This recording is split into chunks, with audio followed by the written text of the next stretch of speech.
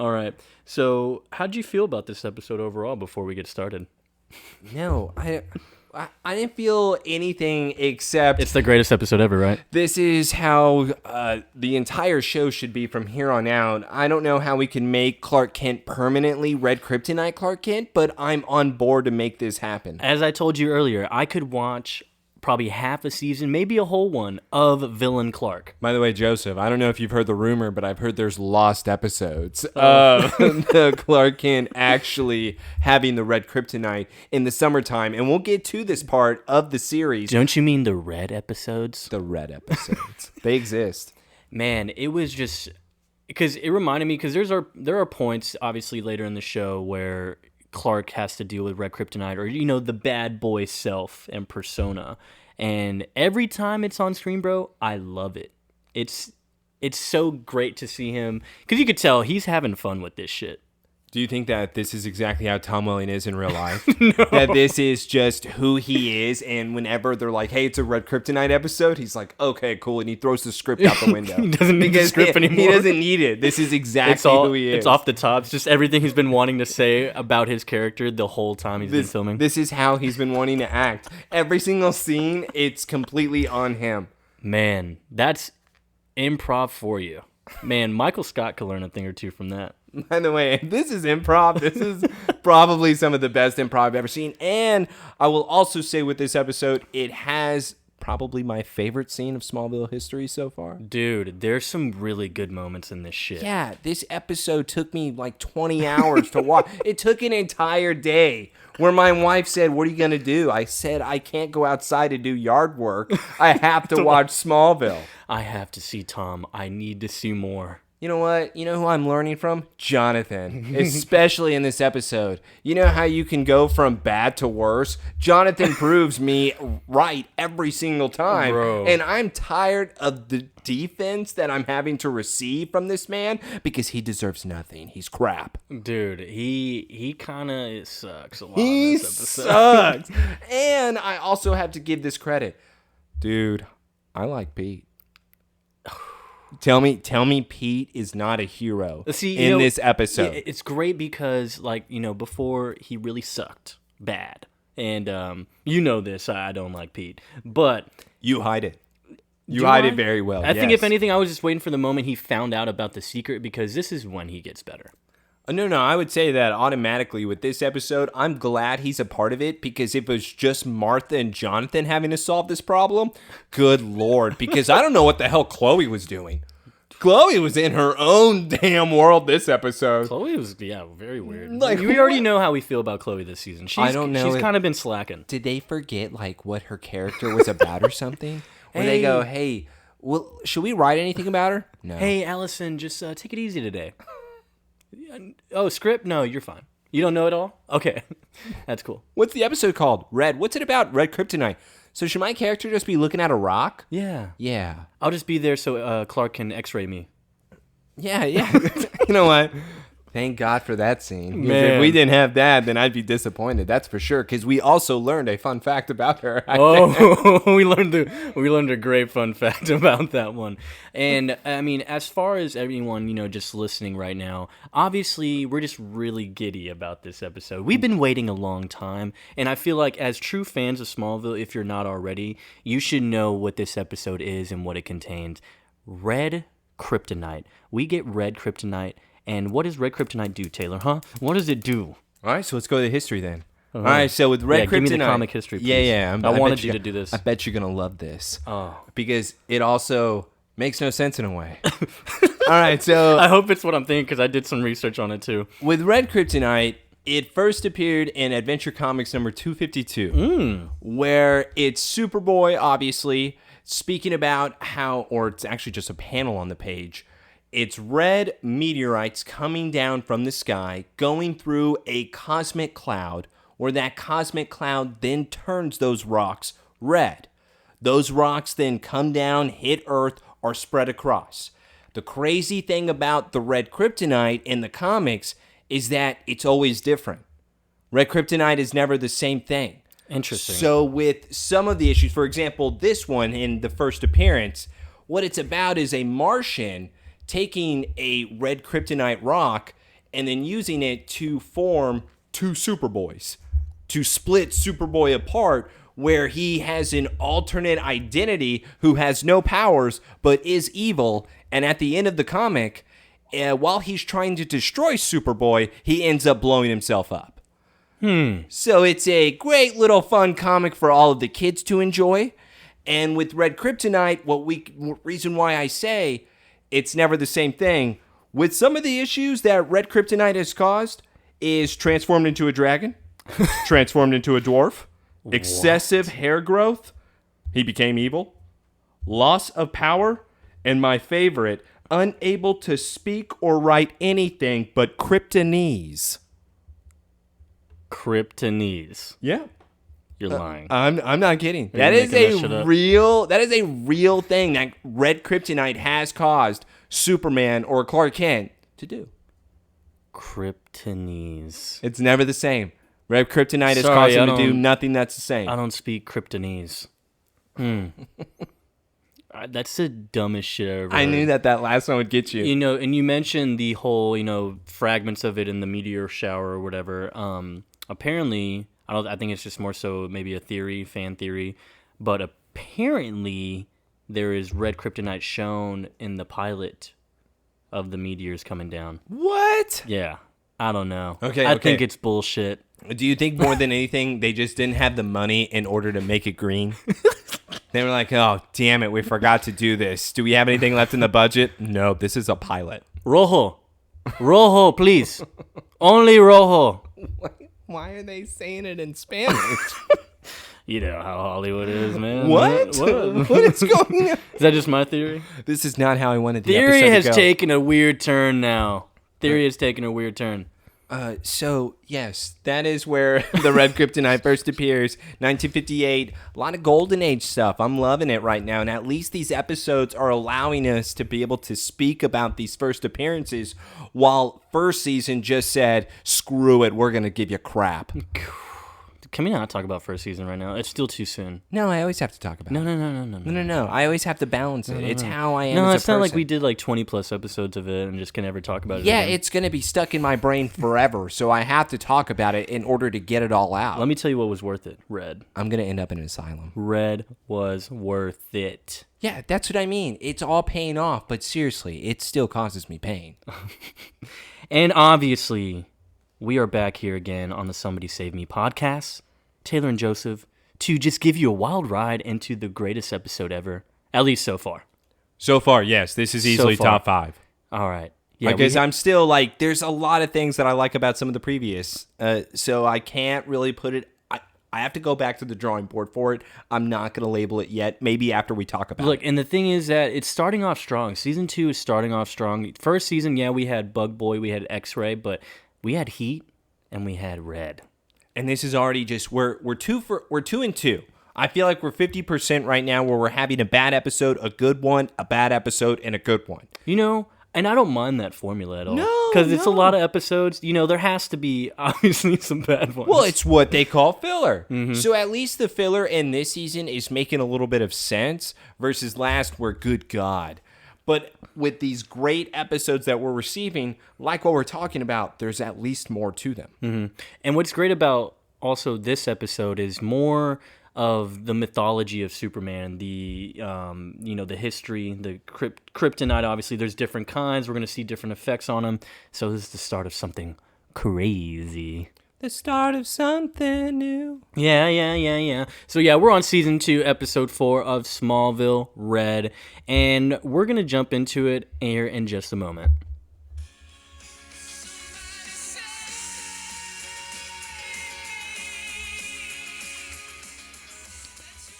Oh man. Still the best thing ever. Yeah, this just started off strong. We already got a ring being flaunted. It's already popping in this episode. Dude, it's already popping. We're flaunting class rings. All right, we need to pause it already, man. Well, I'm you're sorry. already gonna have me pause. We've only been going for 9 seconds into the episode. We're gonna pause it now because Is it because of P Diddy? No.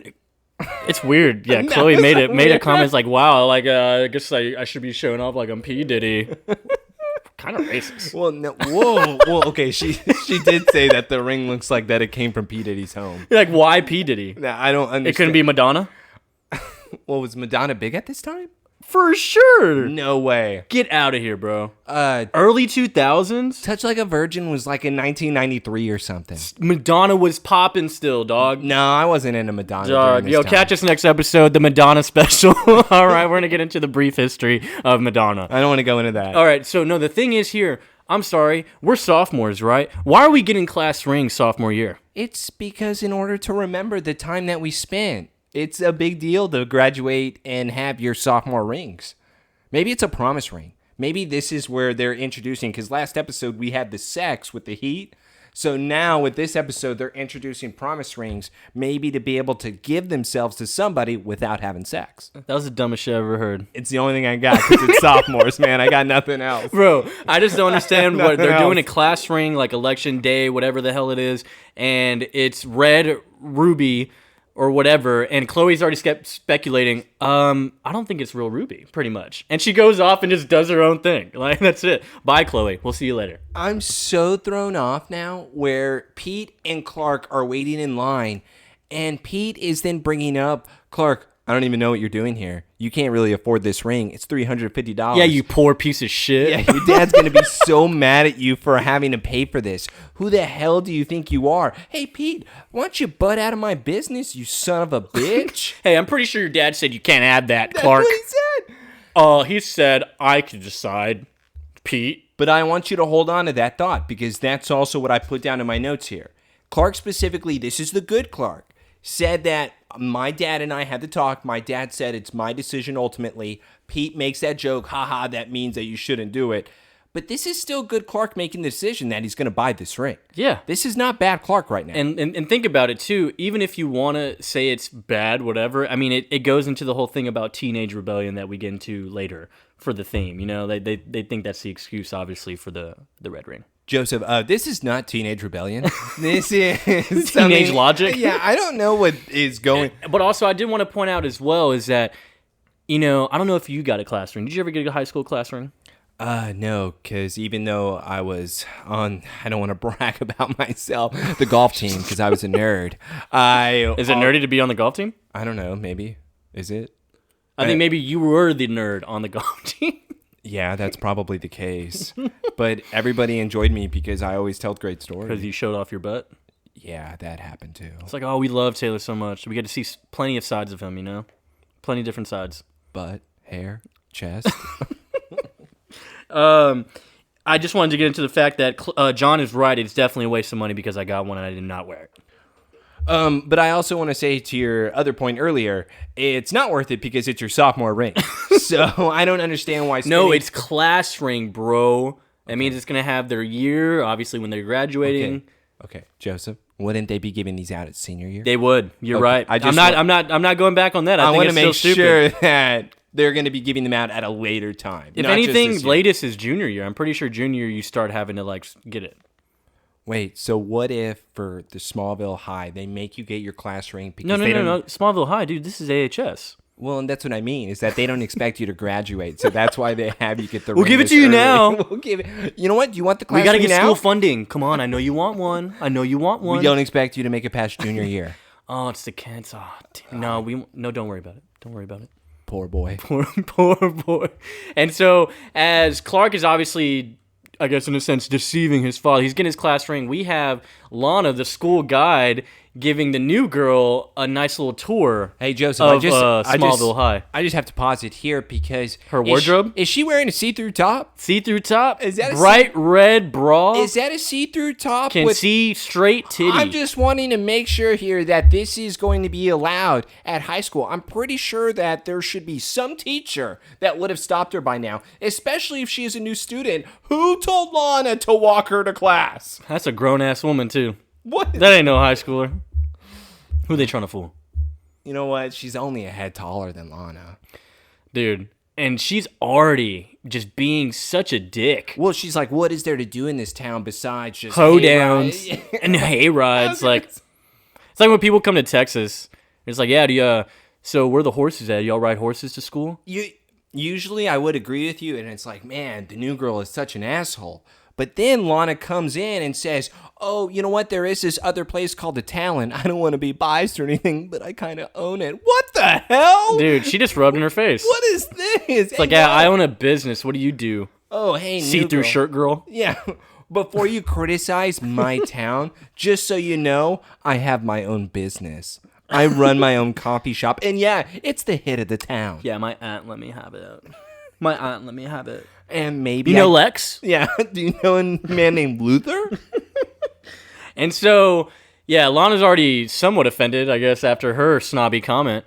Yeah, but Lana also is still in her own world as well in this episode. And but then it's understandable. And so they're walking up to where Clark and Pete are, and what does Jesse say? Oh, who's the major hottie in primary colors?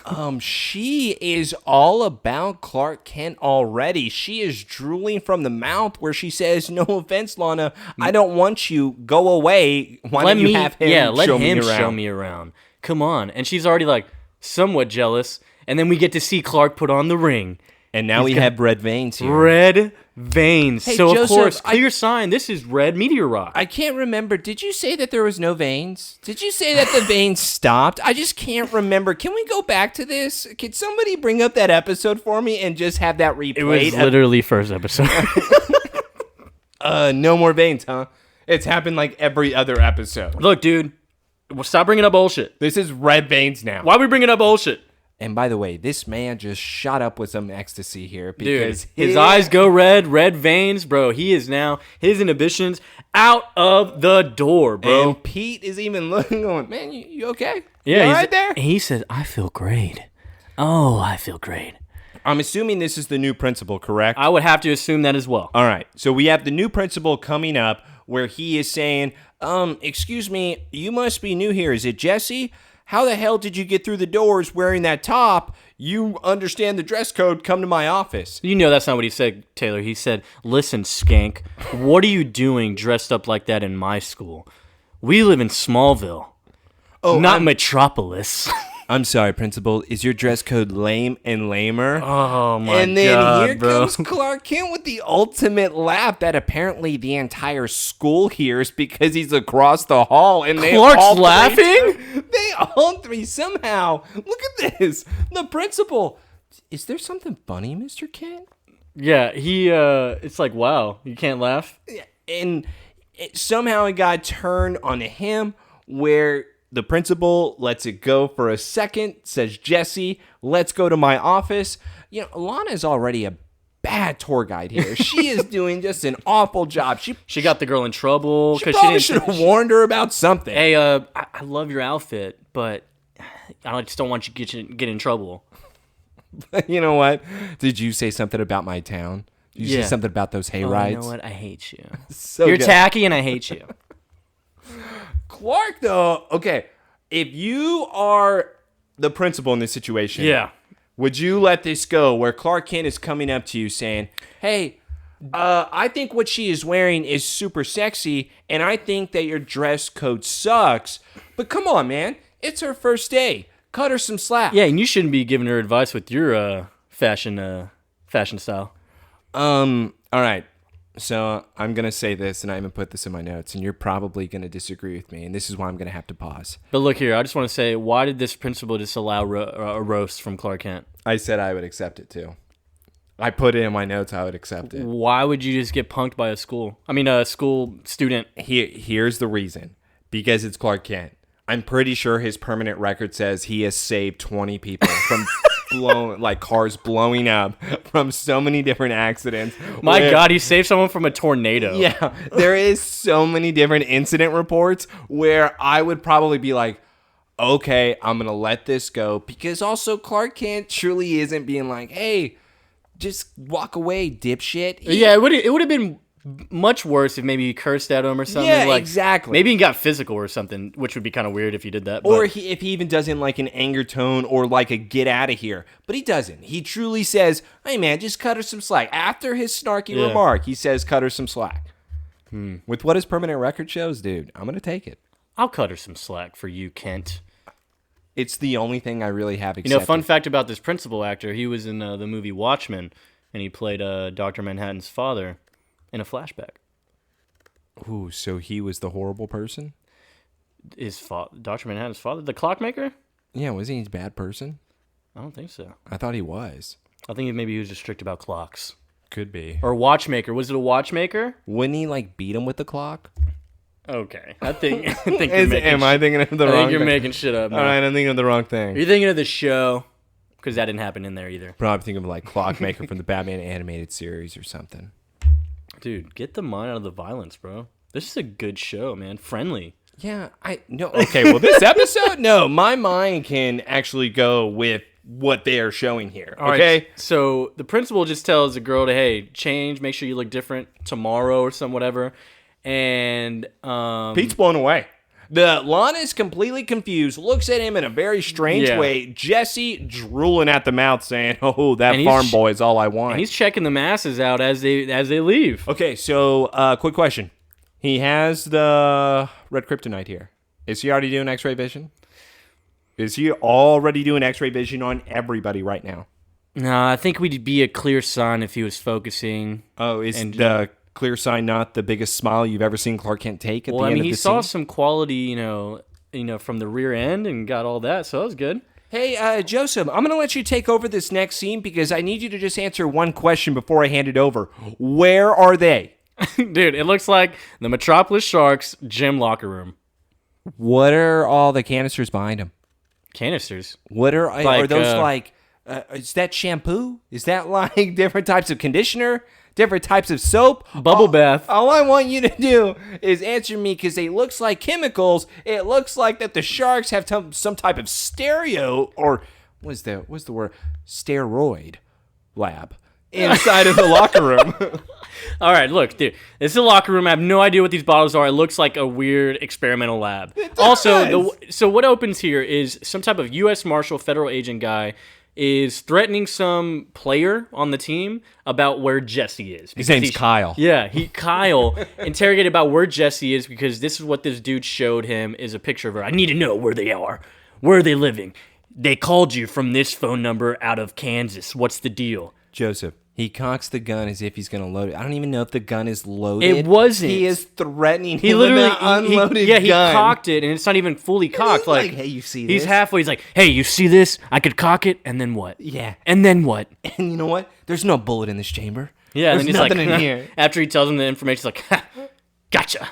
And you know now, enjoy the stereo. And then he just drags over, once again, some type of lab equipment where it just has some type of old boombox on it.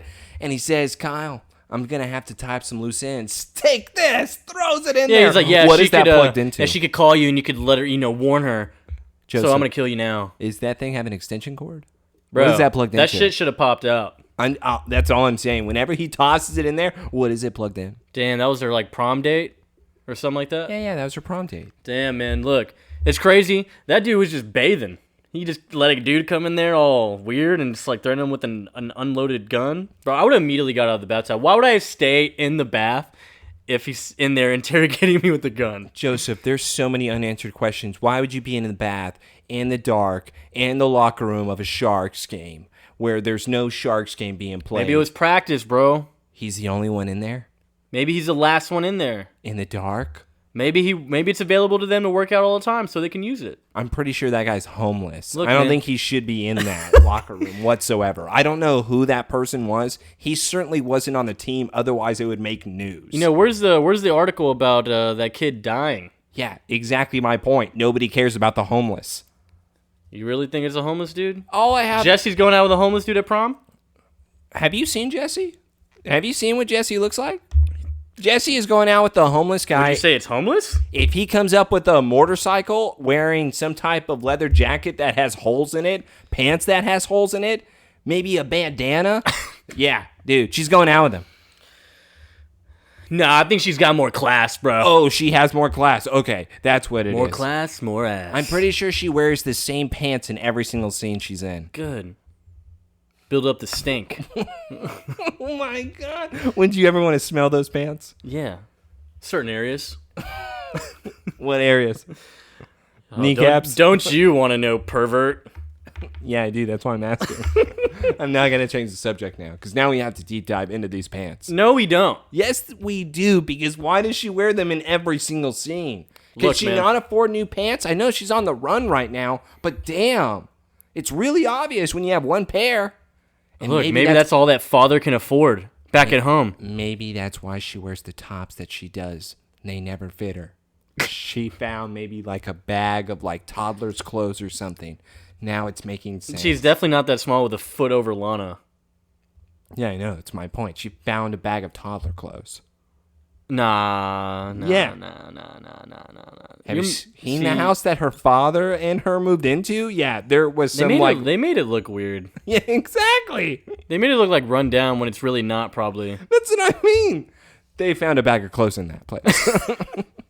Hey, Jesse, these look like they could fit you.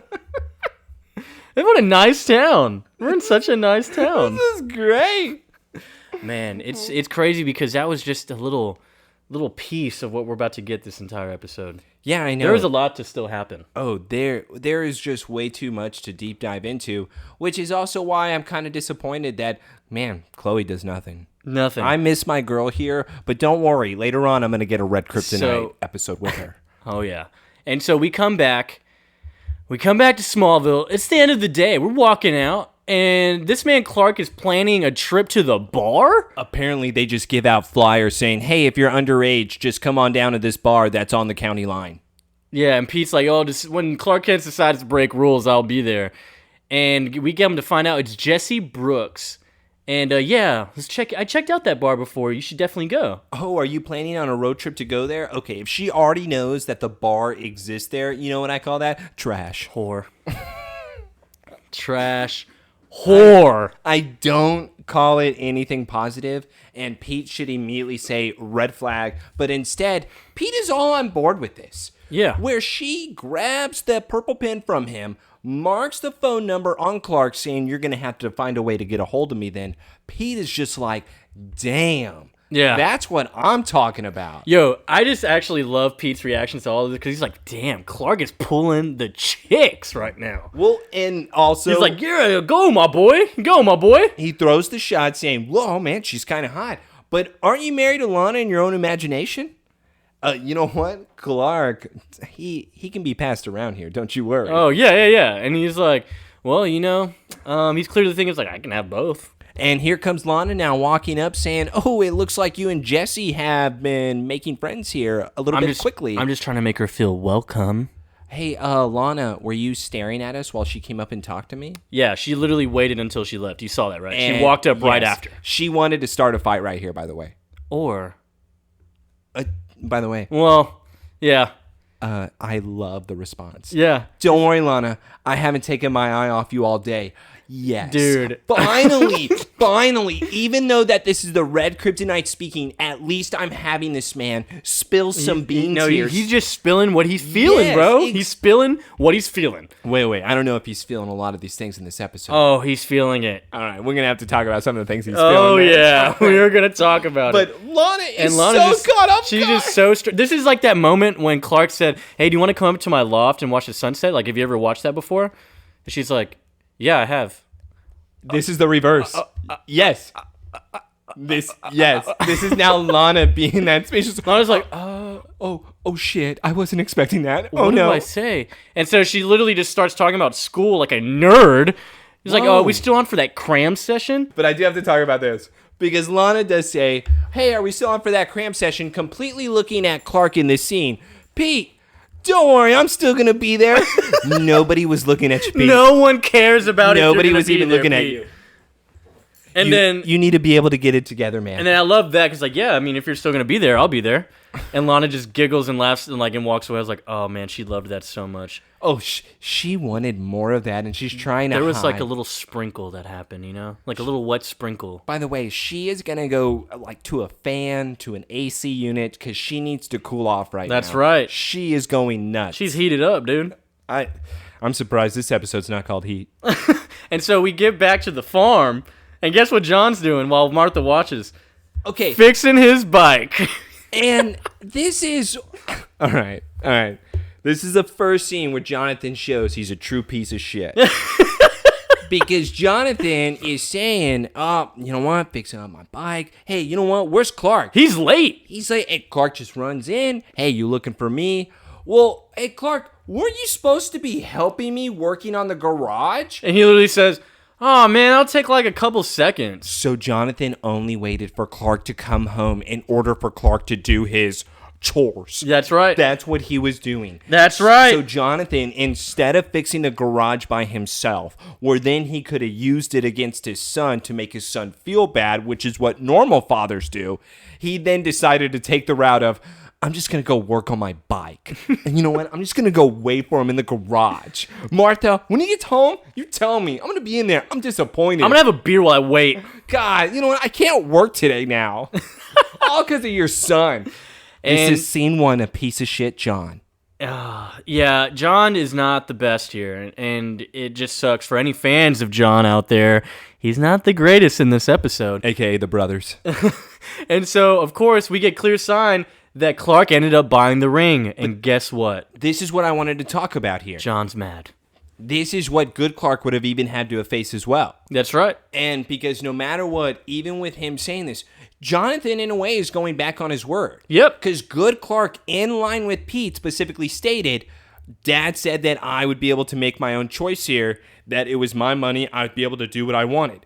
Clark wanted to buy the ring. Now his dad is pissed that he bought the ring. And it was his money, it was bro. his money. Oh, by the way, it's the money that you pay him to do the chores that you're supposed to do. And we get a clear indication he only pays that man $20 a week. Oh, God, don't even... You know what? Is that better than bread? Or would you rather the bread? You could buy 2 loaves probably for $20. All right. So if you get 2 loaves a day versus $20 a week, which one are you taking? Yo, honestly, I'm gonna be eating. I'm gonna be a fat, healthy boy. I'll tell you what. Hey man, you can sell that bread too, if it's good bread. But it's not because it's Jonathan bread. And then I love that, and of course, because Martha's like trying to break it up, like, hey, go wash up for dinner. He's like, I'm not hungry. I'm gonna go do my chores. Yeah, and by the way, the way he looks at him too is like more. I'm gonna go do Dad's work. Yeah, he's like, because I have chores to do. Yeah, unlike some people who are fixing their bike and drinking a beer and watching the Sharks. And then, man, I'll tell you who the MVP is here is Martha, bro. Yes. Martha's been killing it, and she is killing it, especially this episode, because Got of me. course, John's like, what was that all about? Martha's like, well, I mean, probably just some teenage rebellion, but you did say it was his choice. Like, it's like, what the hell? Get some logic in there, John. Well, and it's finally Martha having to be... Even with Jonathan being pointed in the right direction for Martha, and by the way, I agree with you entirely. For this episode, Martha is the king of kings, She's man. the greatest, dude. Thank God we She's finally queen, have bro. Mother Martha back. Yeah, dude. Because she is at least able to set this man straight. Because... Yes, she says that this was his mistake to make. Yeah, because even he did says not it like was a bad decision he made. He's like, yeah, but it was his to make. And you remember when you defied your father to get a $500 motorcycle? We're not talking about that, Martha. Look at that smirk. And this is what Martha needs to do. He's is like, put her man in this place. So, yeah, after that little discussion, we go to the mansion, right? All Let me right. tell you, I'll tell you what right now. This might be my least favorite This is- Luther moment. What like, the hell? all episode. What the hell is this? Oh, so basically, all in all, Yeah. because we're going to kind of just skip through this scene, I feel like. No, yeah, we're It's- not pausing for it's- this. It's mansion time. We're at the Luther mansion. Lionel's just taking his own, I guess, privilege here to go ahead and just reorganize everything, and Lex is walking in kind of annoyed. And so he's like, I like to be consulted on things you're going to change in my house and my office. And then as he walks out and says, hey, man, I'm blind pretty much. Give me some pity. And then he walks out and Lex looks at the assistant like, yeah, get him whatever he wants. What? Why'd you come in here and complain? Yeah. Hey, Joseph, did you know that Lionel was blind? Did you know that that makes him be able to have every type of say? Did you know that that means that Lex should forgive him for being such a terrible father, and that Lex shouldn't be able to, laugh at his dad in a way, or kind of pick on his dad in a way, to be able to use that blindness against him? However screwed up and effed up that may sound, I do not care, because Lionel deserves it. It's like what I said after the first episode of this season. There's been a lot of, forgetfulness from Lex here when it comes to his father, where, dude, who cares? He was a piece of crap. Do I have to remind you, he wanted you to be the villain in the town. He was turning you into that person. Damn right. And now, because he's crippled, you're going to allow him to get whatever he wants? You might as well just bend over on the desk like you did with the tattoo man. Dude, and it's just, you know what's crazy is because we've already gotten clarification of how many restrooms or bathrooms there are in the house. You're telling me there's not another office you can take? I know. How big is this house? Like, if really, I understand my dad's a piece of shit. You know what? Take the office. I have 4 more. I'm blind, Lex. You know I've only been to certain parts of this house. I only want this office, Dad. I can only find this side of the house, Lex. I don't know where any other office is. Let me have it. God, Couldn't dude. Lex also find another office, too? No, I'm telling you, he could probably just walk maybe a wing down and he finds a just as much or just as good, if not much better office. Didn't Victoria have an office when she was typing out on a laptop and the door's behind? No, that was his office. That was still his office? It was this one. She was on his laptop, promise. You know what? Because remember, she was looking for up the Cadmus lab shit. I know. We're going to have to go back to the tape on this. No. Because remember, it was like... I don't want to remember that. Yeah, you do, because it was Hollow Man. You know what? Whatever. We're going to get back to now the episode where the FBI U.S. Marshal is at the bar. Yeah, we go back to the bar. What is it, like Wild Coyote or something like that? Who cares? He found the payphone where they were making the phone calls at. What is this guy even doing where he walks up to the bartender thinking he has overall control of the situation? Hey, Wild Coyote. This girl? Wait, are you really interested in the Wild Coyote Ugly? I know that movie. Of course you do. And by the way, there is comic book reference inside of that movie, too. Is there? What do you mean? Of course. I thought you said you saw that movie. It's years ago. Remember when she's like, hey, I saw you having the brown paper bag. I know you're dealing with drugs. And he says, no. And he pulls out the Spider-Man 129, first appearance of Punisher. Bro, that's a big part of it. The guy she's interested in is a comic book nerd. Everybody needs to go watch Coyote Ugly to remind yourself. Ignore everything he just said right now. What are you talking about? I'm telling the truth. He's a damn liar. You're just mad. Maybe I'm mad. I don't know. But anyway, so yeah, we have U.S. Marshal Boy hunting down like, hey, you know this girl's like, oh, I don't know anything about her. Well, she was called from here, so that means she's underage and you're serving underage people. So if you don't contact me whenever she shows up, guess what? I'm going to screw you over. By the way, he doesn't say that, which is why it makes no sense that the bartender's like, oh no. Yeah, I would literally tear that shit up and throw it away, bro. Yeah, you have no proof. Now, let's get to a great scene now. We go back. Any Clark scene this episode is just phenomenal. So, we go to the Talon. This is the cram session. This is the study session. And what is it about, bro? The Red Scare. We got a lot of thematic elements here about the color red. We are on the Red Scare in their history test. Amazing. Yeah. Amazing. I'm actually on board with what Clark does in this scene, which is showing up and knocking on the door where Lana then comes and answers, and he says, you know what? Screw studying. It's a beautiful night. Let's go for a drive. Go dancing. I actually hate that part. Why? Why does Clark want to dance? Because he is probably a good dancer. You think so? He knows some type of sweet dance if you live at a farm, A good hoedown? Yeah, he knows how to throw a good hoedown. A goddamn hootenanny? So I know for a fact the man has some moves here. There's got to be at least something to it. So with him even asking this, the test isn't tomorrow. No, it's not. It's not. And that's why I'm kind of on board where, Lana, are you asking me out on a date? Because, yeah, she goes up to the door, right? And it's only Clark and her. So he's only talking to her. He's like, you know what? Why don't we just go out dancing? Let's go out for a drive or something. She's like, are you asking me on a date? I'm asking you to have fun. Yo, with me. He says, I'm asking you to have fun with me. And, bro, she's so about it, but she's being such a dick. Actually, she's not about it. I think she's about it. No, she is not about it whatsoever. And Clark even makes, I don't know how I feel about this one.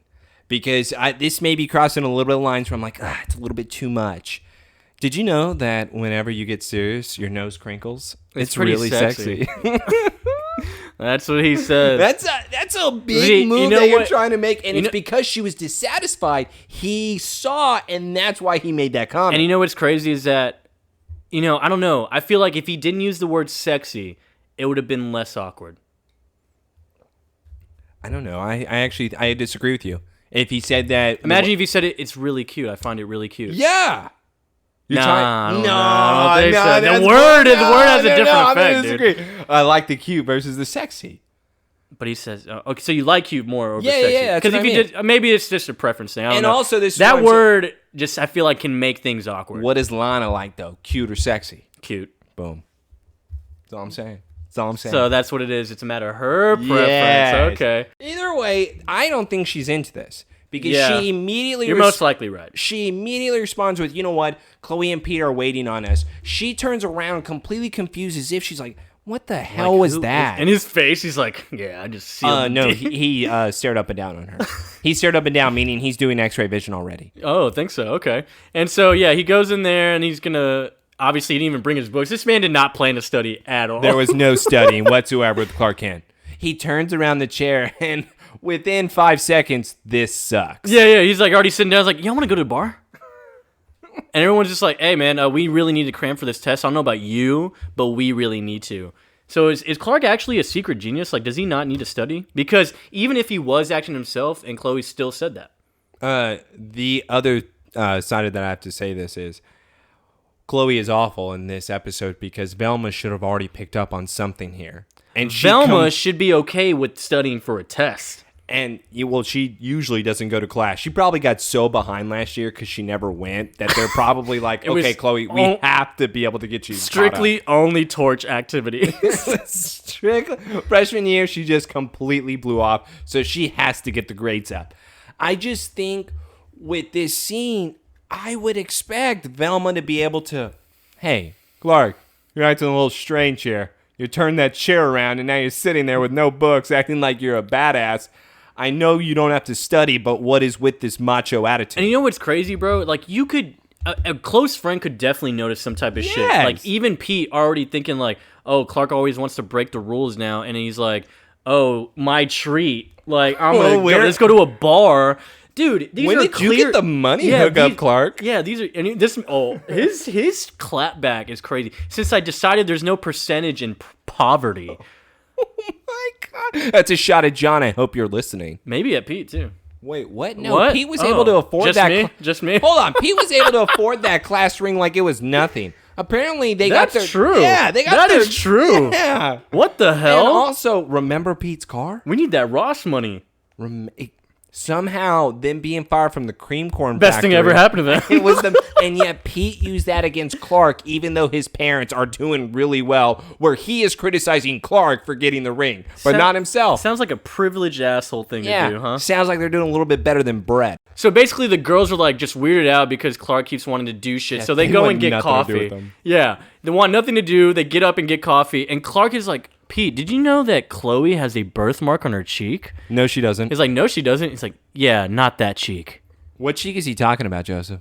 Ass cheek, straight butt. Okay, now I do have a question for you, because she's leaning over the counter and butt is facing straight at him. Is that like a comic book reference? I need somebody to look this up. The birthmark thing? It has to be something, right? Because otherwise, that was a very perverted line, a very interesting comment to make. No, dude, this is season 2. Budget's up. We're getting sexual. They are going through puberty, bro. They're horny. I know, but good Lord, talk about crossing the boundaries and making the comment to Pete. Good God Almighty. And also, is Pete, do you think, a little bit bothered by this? Where he's like, this is unfair. It's like secondhand turned on.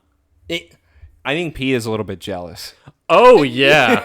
And he's able to see that. Bro, the first question he asked him was like, hey, you ever used your x-ray to look in the girls' locker room? He's like, nah, I wouldn't do that. It's like, come on, man. He's like, well, I did it once. But I still like Pete's response. You're not doing what I think you're doing. Hey, man, that's Chloe. Hey, man, what? Whoa, wait. You can't be doing that. Yeah. And he's also looking at Lana, too. He does clarify he's looking at Lana. Oh, no. Don't worry. No, he's like, that's Chloe you're scoping at, man. It's like, not just Chloe. And now they're both just standing together. Pete is having to snap this man out of his days. Pete also has a point if this test is half of their grade. If it's half the grade, bro, I'm going to ignore everything Clark's saying. Yeah, I mean, like, Clark, can you get your head out of your ass? I need to study for the test. If you don't want to study, just go home, please. Please go home. We talked about how when he arrived with it being the test, since it was 2 days before the test even began, who the hell cares? You can go out to the bar. But it being half your grade, that actually does change the entire subject to where it's becoming so serious that guess what? Clark, get the fuck out. Go to the bar by yourself. Dude, it's just like, I love Pete's reaction to everything Clark's been doing, but it's like, Pete's bro, the greatest. he's being real right now. It's like, dude, shut up. Please leave. That's the best thing you could do right now. If you're just going to be staring at them, I need you to get out. It's like, dude, I'm not having fun. I'm not having fun.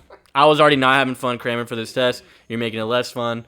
Dude, please leave. And he leaves. Clark leaves. Well, and it's also, too, where Pete's, hey, if you want to be able to have this type of fun whenever we're on the weekend, you just let me know. Because guess what? I'm all about the weekend fun. Guess what? This is a weekday. Clark seriously gets the hint, and he bails, which I'm automatically going to be assuming in this scene specifically, this is what I thought.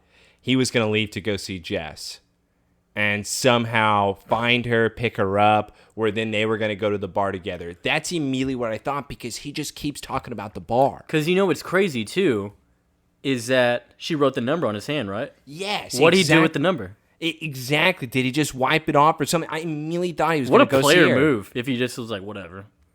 Oh, wait, but remember what you were even saying. Because he doesn't make any calls out to her this episode. However, but Clark has that type of memory, remember, with numbers? He's that math genius. Oh, he is a math whiz. So that would actually give him the benefit of the doubt, meaning he would remember.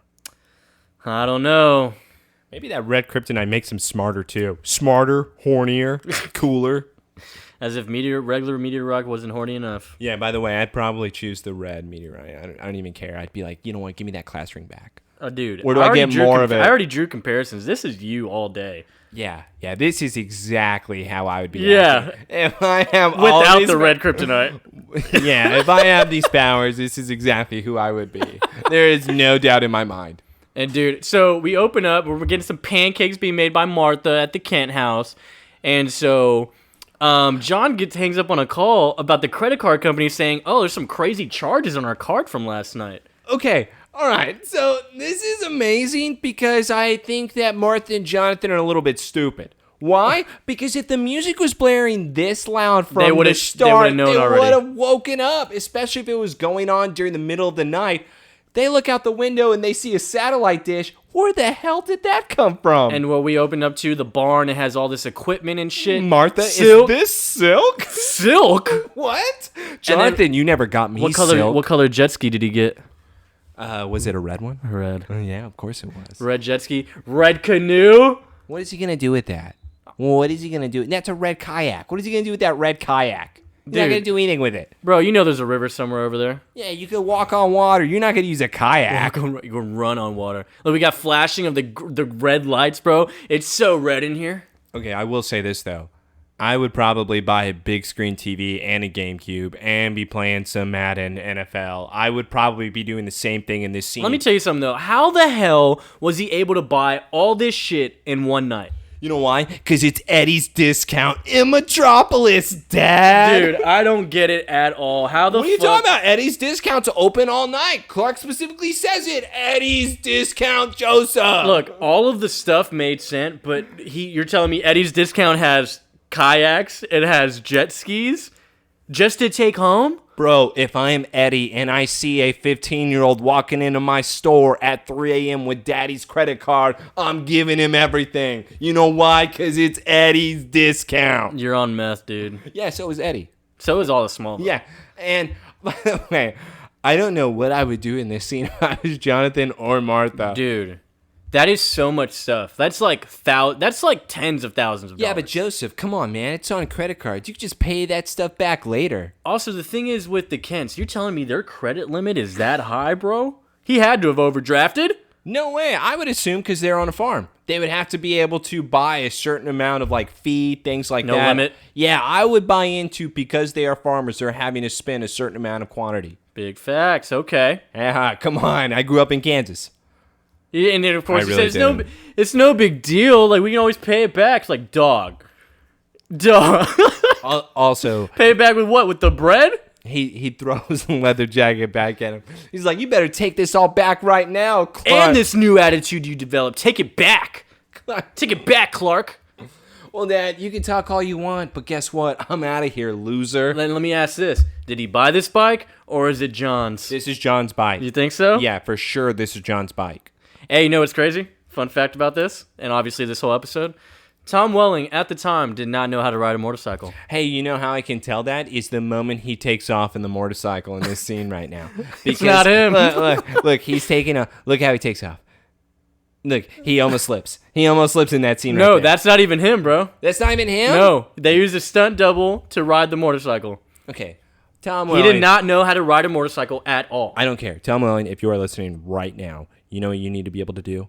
Come on, this is the perfect opportunity to learn how to ride a bike. Hey, man, I can relate, Tom. Don't know how to ride a bike. It's cool. That's not what I'm saying. I'm saying if you are shooting a scene for a TV show, you could learn how to be able to do that stuff. But it's like extra time Are you and kidding me money right now? you gotta spend. You know, so. You're insane. Whatever, dude. Who do you think you are? We need to see where Clark's going. You know where he's going. Where's Clark going? He's gonna So go pick up somebody. He drives off the bar, and they're just A like hooker. they're so wary too, bro. I wouldn't even bother with a motorcycle. I would literally just run off.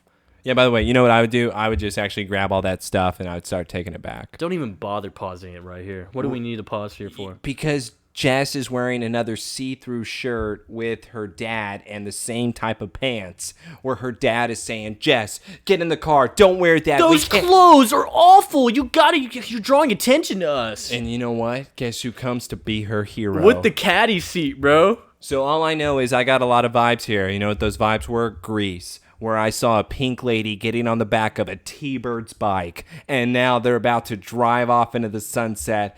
Cool rider. Yeah, it's crazy because her dad's trying to get her to go home, and he picks her up on the motorcycle. And man, I'll tell you what, Jess looks like a freak. I'll tell you that right now. Sloppy top, probably. All right, would you rather have her be obsessed with you or the girl from the Hollow episode be obsessed with you? Her, Jessie. I think I'd choose the Hollow episode. You're an absolute psychopath. Also, let me ask you something here real quick, too. No. Yeah, because I got something to ask Is it about you. school? Oh, no. No. Let me go real quick. So you're telling me. So we have Clark pull up to school with Jess on the back of the bike and shit. On the sidewalk, Joseph. On the sidewalk, making everyone move on the sidewalk. And all the friends are like, what the hell is happening right now? It's rubbing a lot of things in a lot of people's faces is what he's trying to do. And also with this scene, what I wanted to ask you, are they looking at Clark Kent like, oh my God, you're so cool? Or are they looking at him like, hey, jackass, you're driving on the sidewalk. What the hell is the matter with you? Do you know what the rules are? Like, what the hell, I think it's mostly 80-20 on that. 80's like, oh, wow, Clark's hot. I don't- 20%'s like, what the hell? Everyone's like, look at this moron. This is the sidewalk. There's not even a sign. They're like, hey, jackass, please remove yourself from the sidewalk. Everyone is staring at him like he's a dumbass. That's... And I love this, too, because all his friends are the ones, obviously, part of the 20%. Like, what the hell? Who is that? Like, what is he doing? And then, you know what's funny is, like, Jess like, oh, thanks for the ride, Clark. And Clark's just, like, messing with his son. Like, yeah, anytime. Yeah, you know what he was doing? He was looking at his helmet. He's like, she better not have left any of her hair on it. Did she spit on it? Damn it. I just got this helmet last night at Eddie's Discount. Dude, and you telling me right now they're not going to tow this bike away, bro? They're not going to tow this bike away? Nobody parks in this parking lot, Joseph. Can you not see? There is no other I'm pretty sure he vehicle parked in this lot. handicap. Hey, what I love, though, is the response of, hey, what's going on with you and Jess? I just gave her a ride to school. If you, what does he say? It's like, I'll save you the return trip if you ride with me. Yeah, I'll save you the... Don't worry. I'll save you the return trip if you'd like. Lana, once again, is caught off guard. And Pete Pete is like, loves hell yeah! Pete is feeding it. He is like, you know what? What are you going to say, Lana? He loves it, bro. What? I'm telling you, he's like in love with Clark right now. He's looking at Lana in the scene, and he is like, man, what are you going to say? It's like, no. And she is What you like, about to say to Clark? bell rings. I got to go to class. Lana, he is laying it out there. What's going on here? Why aren't we taking advantage? You know who took that pretty well? Chloe. Usually she'd be kind of upset.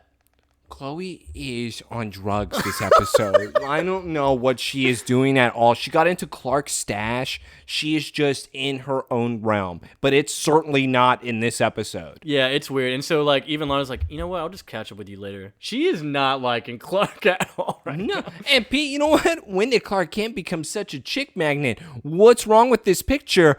Oh, my God. Joseph, can you please describe the next? Wow, like, guess who pulls up to Clark at school in the red pickup? We got John. He said, hey, you need to get in the car.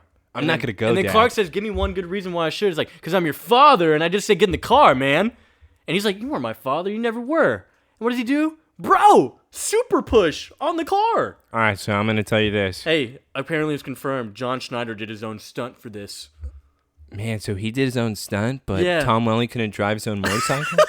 Are you throwing shots right now? Bro, he literally pushed his dad into the truck and dented it. Bro, you know John's about to beat some ass when he's off that red kryptonite, dog. Oh, my God. I got that belt waiting for you. Hey, Clark, you remember all that you did when you were on red kryptonite? Because I do. All right. So I'm going to actually say this to you, and I don't care what the audience, and I don't care what you even say to me. Oh, you care. I think Jonathan exaggerated that push.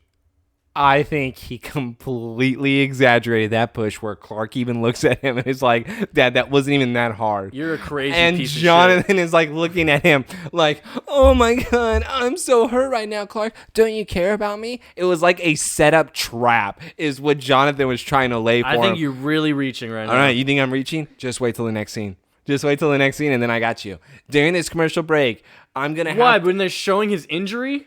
What injury?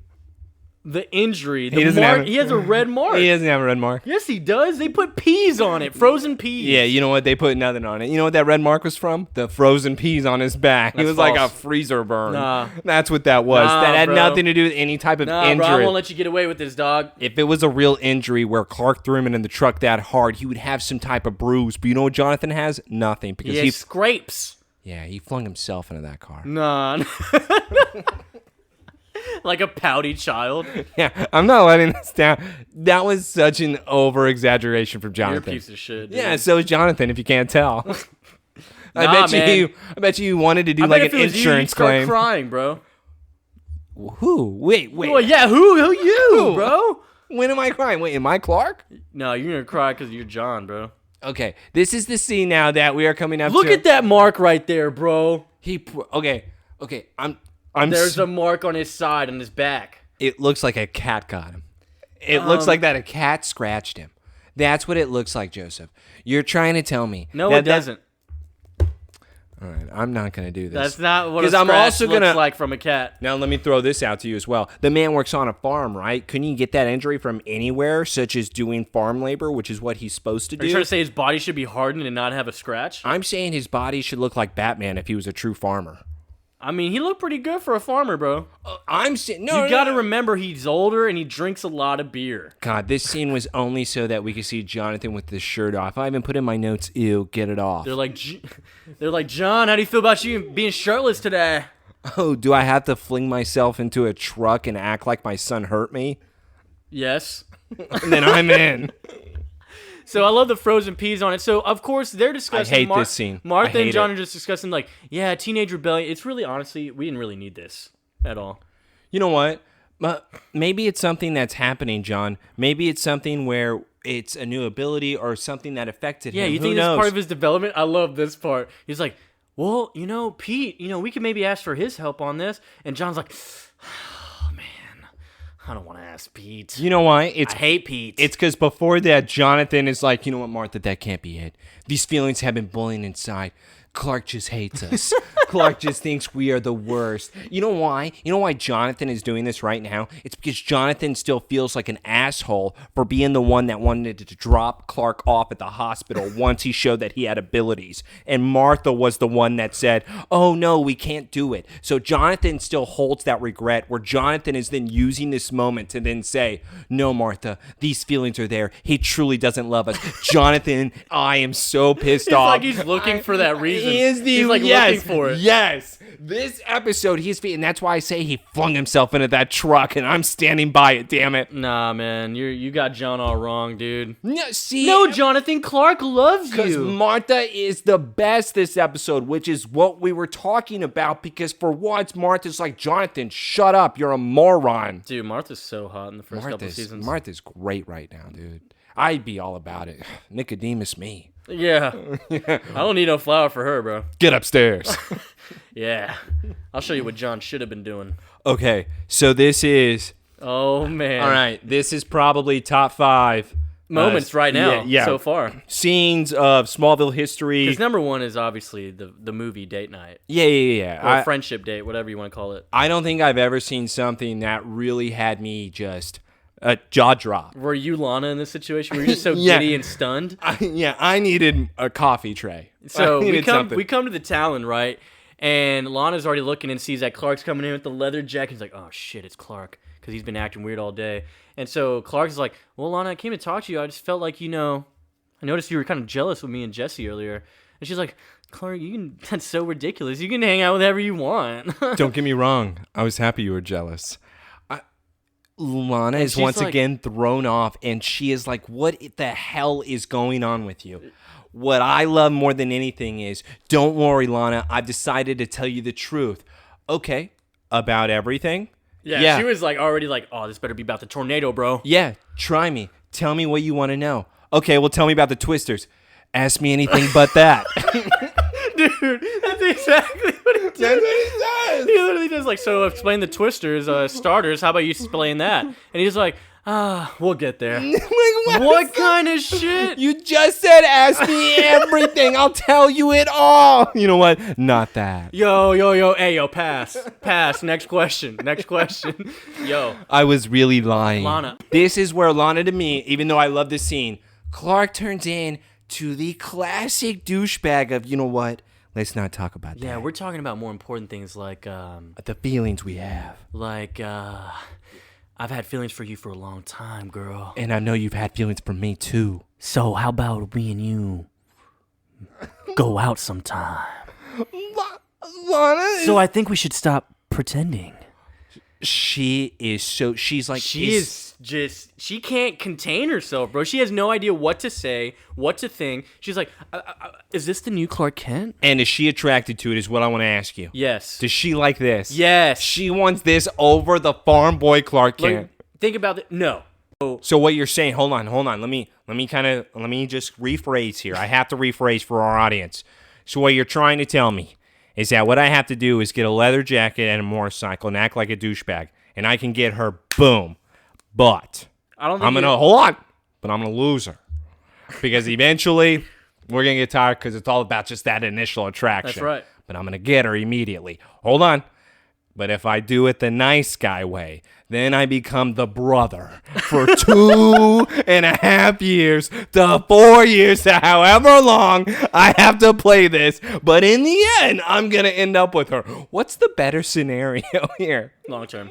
Farm boy. Oh my God. Farm boy. I don't know. Look. It's By also, the way, I am so leather jacket. It's a lot with the tones here too, because this is going to have a lot to do with lust. Like, because red is obviously devilish color, the theme there, and it's a lot to do with lust. And God, I love that move right there. Oh. She keeps trying to take the coffee, because obviously she has a job to do. Clark's over here preventing her from doing her job. But, like, she keeps walking away. It's like, well, you know what? Yeah, we'll talk about it. I guess we'll talk about this later or whatever. But my question is... And he just takes the tray out of her hand. Do you like him? Duh. And... oh my Lord. And they go at it like I've never seen before. This is what I call a kiss. We're waiting for the kiss that we're expecting later this season, but dude. This is what I want. This is a lust kiss. Oh my Lord, am I all about it. This is the shit like, oh shit, I just found out I'm still a virgin. We need to fix that right now. Yeah, did you just bite my lower lip? Whitney never kissed me like that. You know why she's so into it too? First thing she asks after the kiss, what about Jesse, Clark? What about Jesse? Jesse sucks. So this is what I have to go back to. And this is why I don't agree with Jonathan's theory. So you're trying to tell me that, would you compare this to the Nicodemus fire, that this is like his inner urges? That this is what he really wants? Or would you say this is a rock that is changing his entire personality, where this is not him? Well, see, the thing is, I know the official confirmed things of the show when it comes to what the red kryptonite does. It does bring out technically a different personality, but it also is affecting him emotionally to where there's no inhibitions, there's no filter. So he truly is acting on his thoughts, like just really his true inner feelings. But I disagree, and it's only because of the Jess. He would never, ever want Jess. That's true. Everything else that he does, I'm with you. Everything else in this entire episode, he would be all about. But this goes into the personality thing, I think, because technically this is Kal. This is Kal-El. This is the Kryptonian, like, no filter side, godlike mentality, like omnipotence to it, almost. You know. So this is invincible. Yeah. Yeah.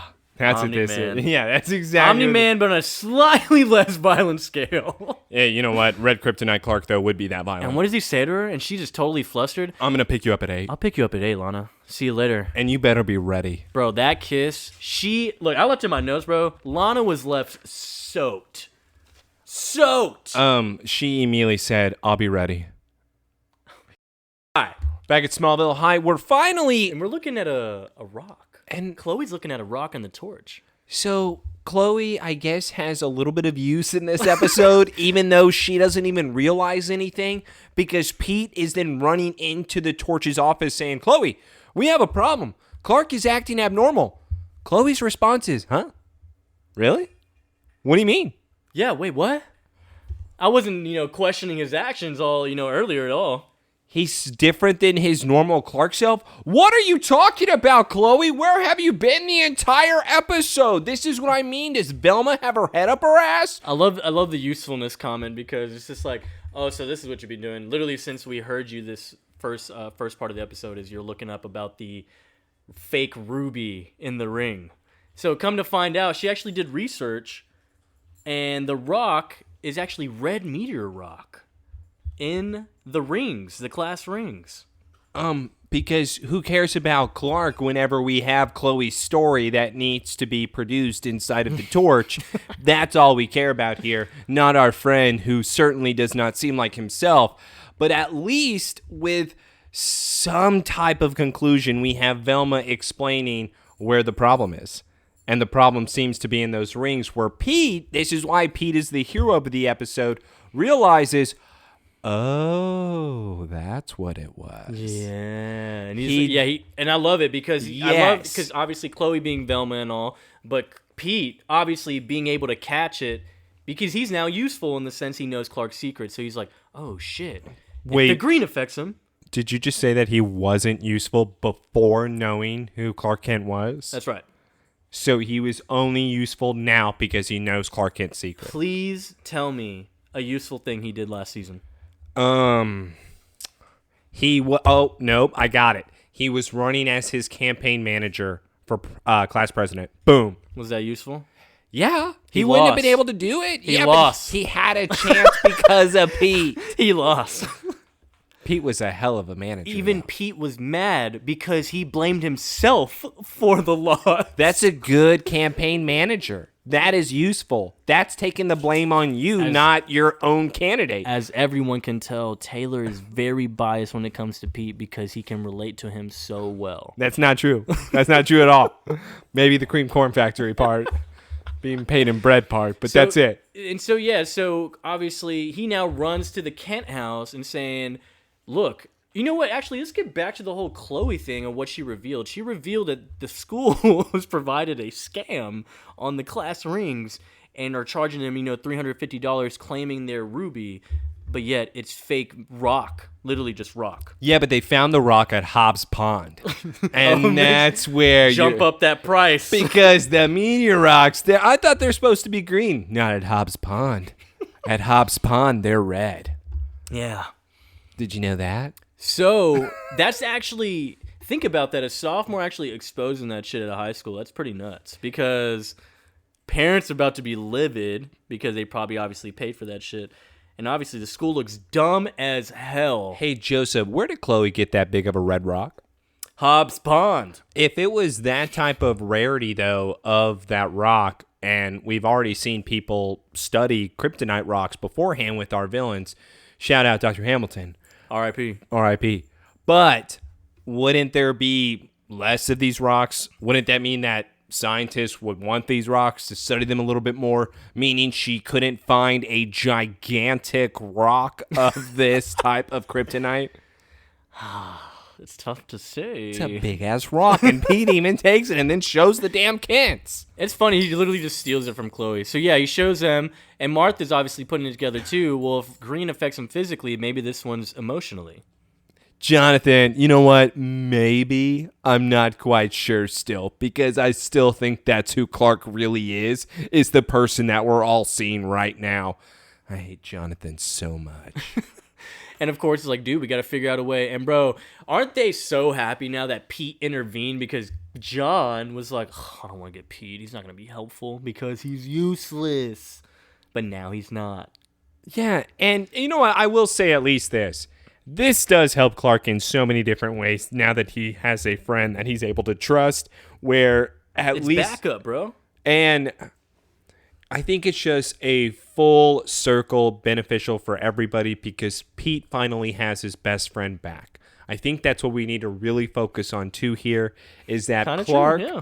was always avoiding him hanging out with Lex, hanging out with Lana, but Chloe doesn't even seem to know Clark these days. So I would assume that Clark is now just spinning and hanging his entire time around Pete. Yeah. So Pete has his friend. Clark has somebody to share a secret with. Win-win. You know who else wins? Lex, because he gets to give away his Ferrari. Oh my God, bro. This is Lex's best scene in this episode. Is, of course, Clark walking in, unannounced, of course. And he's like, wow, what's going on here? Whoa, he's dressed up like Neo right now. Well, no. I actually disagree because the coat is nice where Lex immediately turns around and notices Clark is looking a little bit different here. And you would think it's because of the all black, it's the Neo reference. But he even tells him, what is it? How much is it? It's a $2,000 coat. He goes, when did that come with a backbone? And that has to mean that Lex has one too. Yeah, that's exactly what I'm saying. That's a type of coat that Lex is wearing when he turns around going, did you steal that from me? What? And he's like, hey, I just wanted to borrow your red Ferrari if I could, you know. I will say this. If it was any other girl besides Lana, would Lex allow him to be able to use the Ferrari? Because he immediately says, oh, this must be finally the girl of your dreams. This is finally Lana that you're able to take out. The Ferrari, why do you need that? She doesn't seem like a girl that needs to impress. See, that's the thing. He was hesitant on when he said Lana. So, if anything, it would have to be anyone else but Lana, and he would let him immediately use it. Disagree. What? Disagree entirely. No way, dude. He even says, because it's like, no, you don't need the Ferrari for Lana. But of course, Clark just makes a convincing argument there. Lex is only using that in order to say, hey, I don't want a 15-year-old driving my Ferrari. That's the only reason why he is telling him that right now. But the real reason is because he gives in. All right, he's taking out Lana. This is finally his time. Because it's just like what Lex told him. You finally have to make that move. And he's making that move. Maybe so. I love what Lex says here, though. He's like, it's a very delicate and expensive piece of machinery. He's like, well, it's not like I'm going to drive it off a bridge there. And where did you even get that? What type of attitude? Like, who the hell do you think you are? Clark's response, dude. It's so awesome. He's like, I'm not going to go drive it off a bridge. And you know what? Lex immediately... He looks at him, too. He's like, you motherfucker. I don't know if he expected him to say that. I don't know if he's offended by that, where now he feels bad by that. Mm-hmm. I'm thrown off by Lex's reaction and Clark saying that. Dude, I think it's just like... It's like right up Lex's alley of that. I need that friendly jab there, like on that level. It's like, yeah, maybe we can joke around about that now, you know? So Lex is only responding to people that are complete assholes to him. Yeah. Okay. Because he's an asshole to everyone. That's true. Okay, so I hate this place. No. I love this. I love this so much because once again, I have another serious question for you. On the next scene, obviously, Lex was able to give Clark the keys to his Ferrari. We see Clark driving away, going off the hill. Dude. Where him and Lana are then showing up at a bar. And Joseph, my question to you is, what is worse? The showing of a magic trick on a date or wearing a tank top on a date? I want to know which one would be worse. Bro, tank top. All it's day. You'd rather the magic trick. Yes. Yes. 100%. You should not be wearing that seriously unless you are at the gym, bro. I'm sorry. Unless it's a costume party or the gym. He pulls it off so well, though. It's so weird. I hate it so much, but Tom, good job, man. He only wanted to go to this bar with Lana, who is clearly uncomfortable. Notice the hints of red everywhere. So that he could then show her off where guys are immediately staring at a 15-year-old girl. And he says, hey, what are you staring at? This is my 15-year-old piece. You get your own. Okay, but Clark seriously only came here so that he could fight somebody. Yeah. He wanted to fight someone off top. And Lana even notices, like, this is not us. Can we just leave? But this is also what I mean, though, that this is not Clark. This is not inner emotions, because you're trying to tell me that Clark would then look at Lana and be like, hey, you want to go get a beer? What? Why? When do you drink? When do you... I'm scared. Also, I'm scared. Beer would not affect Superman, so there's no point for him to get a beer. True. But he doesn't know that. Are you sure about that? He's He's thrown a party at his house before. Remember, he had to clean up that backed up toilet. And the puke. Yeah, it's true. And the puke. Lex's girlfriend caused it all. And it's crazy because Lana actually said yes to this date. Yeah, well, you know what? I will at least say this, which is why I'm so disappointed and embarrassed and hurt all in this scene, because I finally got my emotional big kiss. And now I have Clark ruin it even worse than a magic trick in a limo. Where Clark is like, hey, I'm going to go grab a beer. Lana says, no, I don't want to do that. Let's go somewhere to talk. Well, Clark says, guess what? I want to go dance then if you don't want a beer. I don't want to do that, Clark. You know what, Clark? I'll take that dance. And who comes? Wearing a red dress. By the way, Jesse looked good. Yo, I agree. I agree, bro. All right.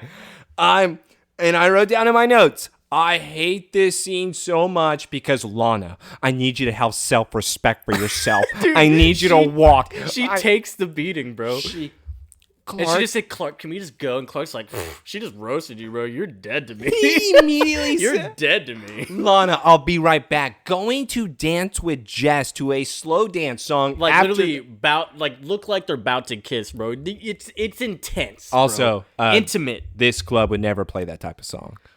Oh my God. Lots of things wrong with They this just place. went from screaming rock and roll to slow dance sensual R&B. They let not one, not two, but 3 15-year-old children in this bar. Yeah, but guys are checking them out, so it's okay. It's pretty dope, huh? Yeah, it's across the county line, not really in Smallville. Can we just talk about what Jesse said to Lana in the first place? Hey, so Lana, checked out the Talon. That's why I decided to come here. Was that a shot? Was like, and what are you trying to say? Very cringe insult. Yeah, because my place isn't trash, Jess. Like you. Obviously, you would want to be here with that bartender that's now staring at you, saying, oh, I recognize her from across the place. This bartender would be serving drinks if it's this packed at this place. That's right, yep. He would not be paying attention to a photograph.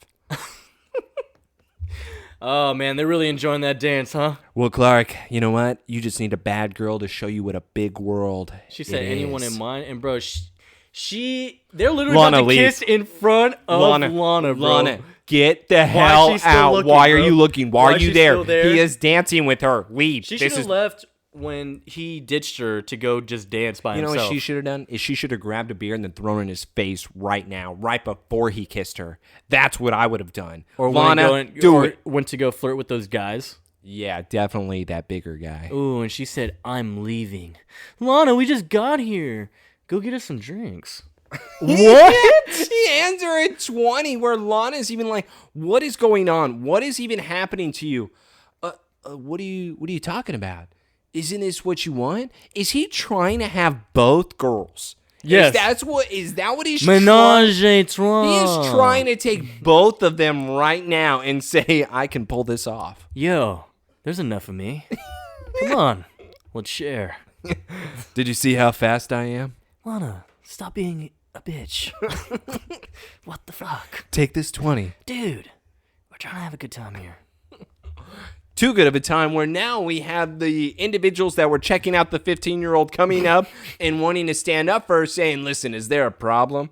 I think the lady doesn't want you around. Okay, pedophile. Clark is ready for it. Pedophile. Grabs them, throws them behind, laughing. This is what Taylor would be doing, by the way, because these guys deserve every bit of this. Jesse's so turned on right now. The bartender sees the 15-year-old kid and decides to grab the baseball bat and says, you know what? I'm about to whoop some ass. Yo, that 15-year-old about to get dropped. I'm about to So beat you telling him. me no one sees him use his heat vision, huh? That's exactly what we were talking about with the heat so vision no one's episode. able to see Clark use heat vision on this baseball bat, and it just lights on fire. And of course, the bartender not freaking out and stopping. He's not gonna He stop. goes and drops the bat and goes and throws a punch at Clark. Yeah, where Clark immediately grabs the throat, pulls him on the ground, so you know what else is that another guy sees a 15-year-old kid and says, I need a stool, and then grabs that stool to then slam it on the back of a kid. Let me tell you something, Taylor. And this is just like if this happened in real life. Yeah. If someone caught a grown man's punch with their bare hand, full strength, like it was nothing, and just made them kneel with one arm, you're not out. You're going to stop attempting to fight that person. Yeah, and if I'm in the audience, I'm probably not even going to try. I just saw him toss two grown people, one arm each, on different tables. Anybody else? Can I also say, so Troy copied Smallville. That's right. That's it. That's right. Wait, no. I think Troy came out right before this. No way, because this has to be with next season, Troy 2003. Was Troy 03 or 04? No, Troy want me to look has it to up? be, I thought like 2008. There's no way. I'm so right about this. Brad Pitt. Is there no one Troy else? is definitely not 2008. There's no way it's 2002 or 3. There's no way it's that early. And by the way, 2004, bro. okay, so it copied Smallville. Damn. Yeah. Season 2 would have been before. Is there no one else? Is there no one else? This is why no one will remember your name. God, so this is what they based him off of. Achilles was based off of Red Kryptonite Clark Kent. Kal-El, dude. That's, it all makes sense. Kal-El. So the girl he kidnaps was his Lana Lang. Now I understand what Troy was really about. Man. It was a metaphor. Clark having the serious balls in this episode, dude. I'm loving. This is what I want my Superman You know what's to be crazy? like. Even though he does all this shit, man, it seems so. Like I'm telling you, Tom was having a fun time with this part. You mean Like, it seems very natural. you mean his for him. improv? You mean his natural scenes that he was Like doing? dude. It's just because there's. I'm telling you, bro. In the future, more episodes to come. Of course, Clark being like this, man, it just gets better and better. Like you love it. Every scene. I love him acting as the villain, man. It works. It works. Yeah, that's because, Talma, and if you're listening, I'm so sorry, but you need to be a villain somewhere. You need to somehow be introduced in the DC universe as a villain, because everybody would go immediately first day to see it. You're dope. perfect. Oh, dude, you know they be going nuts for Tom, bro. They go nuts for Michael Rosenbaum. I go nuts for Rosenbaum. Now, get this, man. So we go to the Kent farm, and Clark is in the full suit, full expensive suit, sunglasses, got the Ferrari out front, packing his bags because he's telling his parents, yo, mom, dad, I'm out. Superman bouncing. Like, okay. So, did Clark did not get that at Eddie's discount for that suit. So my main question... He's stealing, bro. No. What I think is that Jonathan is so dumb that Jonathan decided to not cancel his credit cards by this point, and Clark is still spending money on that same exact credit card. I think Jonathan is not understanding what he is supposed to do right now, because what he thinks is going to work is to tell Clark, you know what, we figured it out. It's that ring. Take it off. It's that red little rock that's inside of there that's changing you. And this is why it reminds me of you, because this would so be what some dumb shit you'd say is like, wait, take it off? Man, I should have put it on sooner. Yeah, now I am who I should be. That's exactly what this is about. And dude, I love this. Clark's like, dude, I can make billions, bro. You've been hiding me from everybody, but now I'm going to be able to be who I want to be. I'm going to Metropolis. And by the way, Clark's right. He's got a Ferrari. He has powers. He's he making has suit. He's making solid points, bro. He's got moves. I'm not gonna argue with the man. When I hear him, I'm gonna be like, yo, that's a convincing argument. And then he speeds off, leaving the desk. And this is also why I'm going to have to mention this one more time. I'm sorry, but this is why I don't believe that it's really him. He ain't even looking at Martha. He's not looking at Mom. He's not even saying, Mom, I'm sorry. He doesn't give a damn. And for me, I know how Martha is. I know how Clark is. He would be caring about Mom, regardless of any type of red kryptonite, if it was really him. Obviously, Kryptonians are sexist. What? Yeah. No, they're not. He That's respects Lana. That's his natural. Respects Lana, bro. Are you kidding me? I have to pause right now. He didn't Did you just see what he did? He didn't kiss the girl in front of her. Oh my god. And he was defending her honor against the pedophiles. He didn't imply a tri-relationship. Tri-ship? A tri-relationship? Tri-Wizard Tournament? Yeah, anyway, so Clark goes to the mansion unannounced once again. Lex Mansion? Can we rewind just one time? Yeah. One little click over. Yeah, you got to rewind here? All just right, one little click over. All just right. one little click over. Let me do this here. All right. When he walks in. What is this thing on top of the door ceiling? The door seal. Okay. What? No. I know what that is. That's Stock Exchange. He actually has that up there? Yeah. Lex Luthor would have that. That's the first time that we have seen that, to your point, though, of the kind of the messages going across. Or is that because of Lionel? Because he was making a lot of modifications to the No, that could be it, too. Yes. But that's exactly what that's for. Even though he can't see. Is that why it looks like it's in Braille? He's like reaching up there. Oh, Dow's down. Dow's down. That would be amazing. I'm like, oh, Lionel, it doesn't work like that. Lionel, that's not even the meter. That's not even the screen. What are you even doing? You're reading the stone. So Clark, though, shows up to Lex and says, hey, I'm going to be needing the Ferrari for a little bit longer, so I'll be taking it. He just decides to lay on the couch as if he was going to a therapist. I left home. Well, what happened? Lex seems very confused about who this person is, but then he decides to be Lex Luthor and feeds into this in order to get what he wants. Lex, you disappointed me. What do you mean, dude? This is so Lex. But it's also where Lex should have once again realized when he says, who needs Lana? I have a new girl. Her name is Jess. Who is Jess, Clark? Who the hell is this girl? I've never seen her, never met her. Seems a little quick. Yeah. Yeah. She's mine. So we're about to leave town. But you know what? Lex kind of gets turned on here, dude. He is loving what Clark is spilling. Because Clark is saying, Lex, you don't even know what I can do. And whenever the world finds out what I can do, everyone's going to be going crazy for me. And Lex says, oh, yeah? Why don't you fill me in? This is what... fill me.